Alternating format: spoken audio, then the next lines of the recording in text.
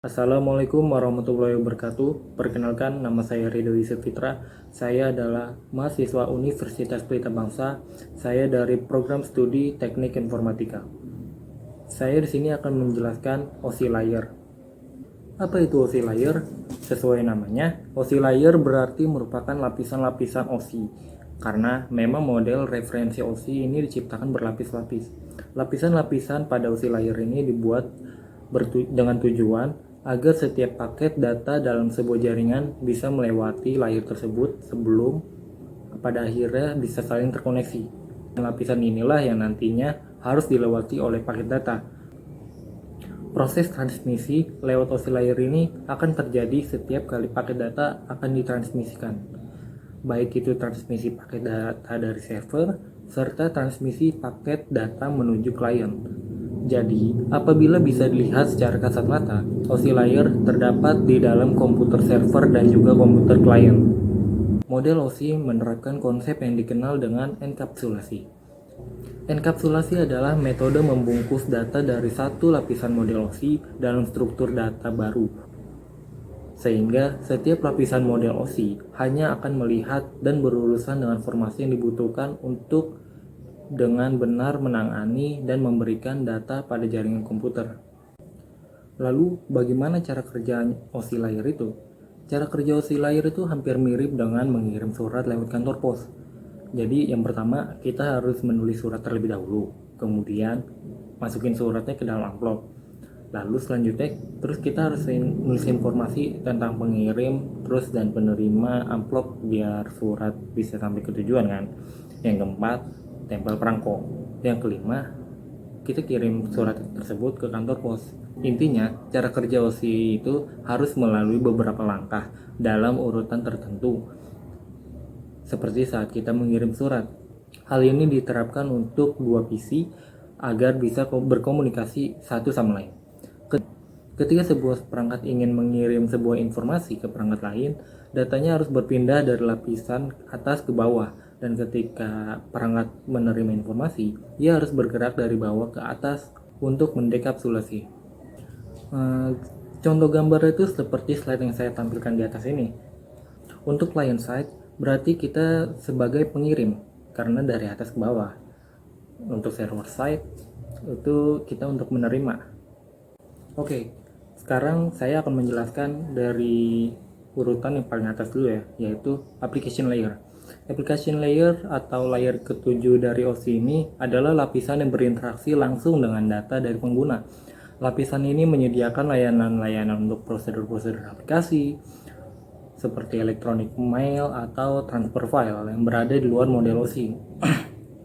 Layer ini memilih dan menentukan ketersediaan dari partner, komunikasi, dan juga sumber daya yang diperlakukan untuk membuat koneksi, mengkoordinasi aplikasi yang berpasangan, dan membentuk sebuah kesepakatan terhadap prosedur-prosedur yang mengendalikan integritas data dan error recovery.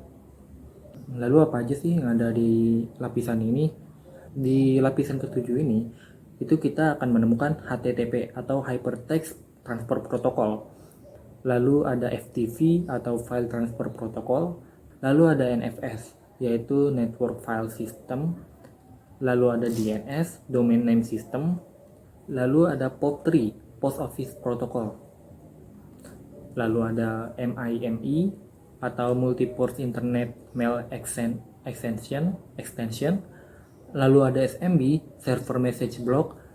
Lalu ada NNTP, yaitu Network News Transfer Protocol. Lalu ada DHCP, Dynamic Configuration Protocol, dan lain sebagainya. Lalu lapisan keenam, yaitu Presentation Layer. Lapisan presentasi juga dikenal sebagai lapisan sintaks, karena berkaitan dengan sintaks dan semantik informasi yang diperlukan antara dua sistem. Komponen ini merupakan bagian sistem operasi yang mengubah data dari satu format presentasi ke format lain. Singkatnya, bagian ini bertindak sebagai penerjemah data untuk jaringan. Tidak hanya itu, lapisan ini juga dapat menangani enkripsi dan kompresi.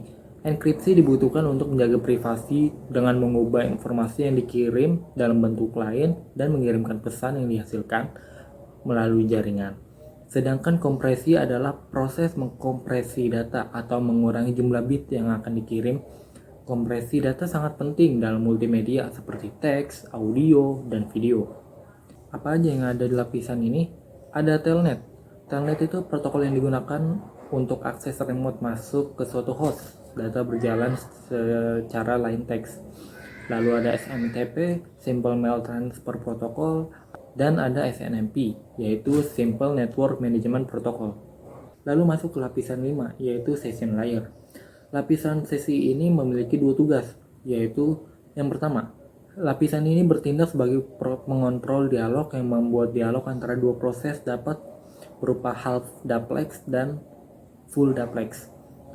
Yang tugas kedua yaitu menambahkan beberapa pos pemeriksaan saat mengirimkan data secara berurutan. Jika terjadi kesalahan di tengah pengiriman data, maka paket data akan dikembalikan ke pos pemeriksaan dan dikirim ulang. Proses ini bisa dikenal sebagai sinkronisasi dan pemulihan. Apa aja yang ada di lapisan ini? Yaitu ada NetBIOS.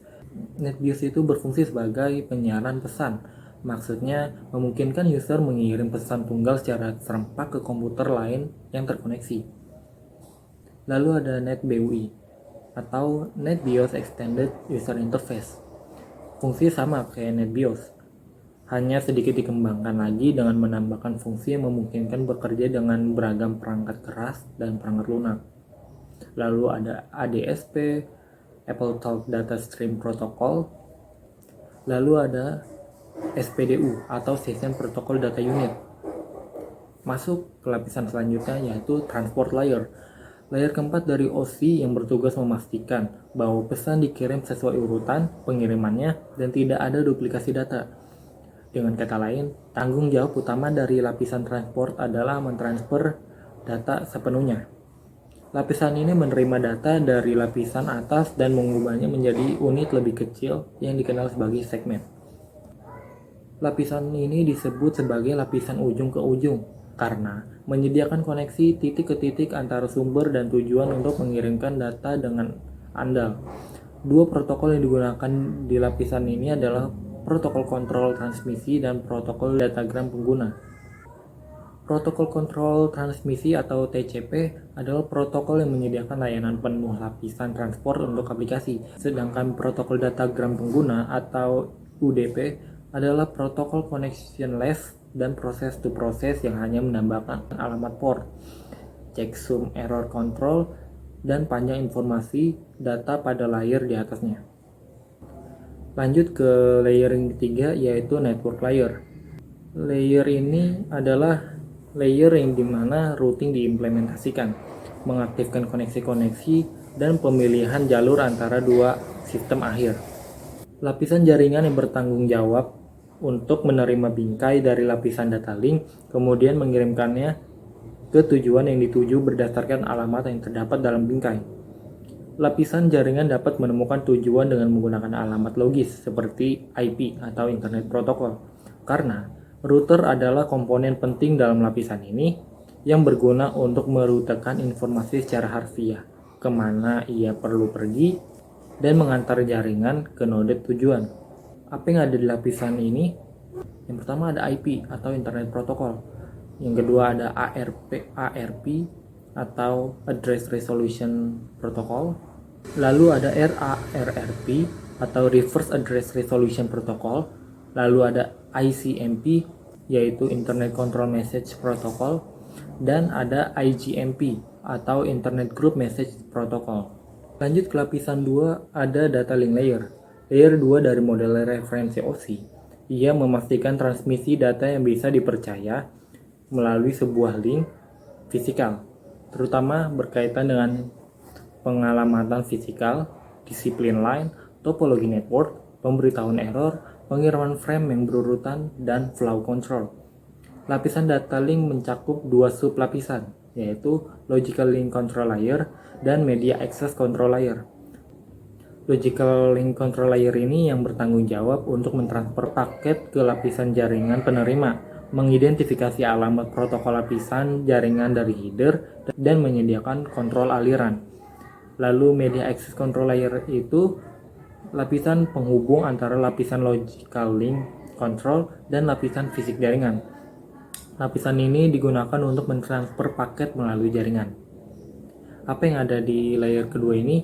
Ada PPP atau point-to-point protocol, lalu ada SLIP, yaitu Serial Line Internet Protocol. Yang terakhir layer pertama yaitu physical layer.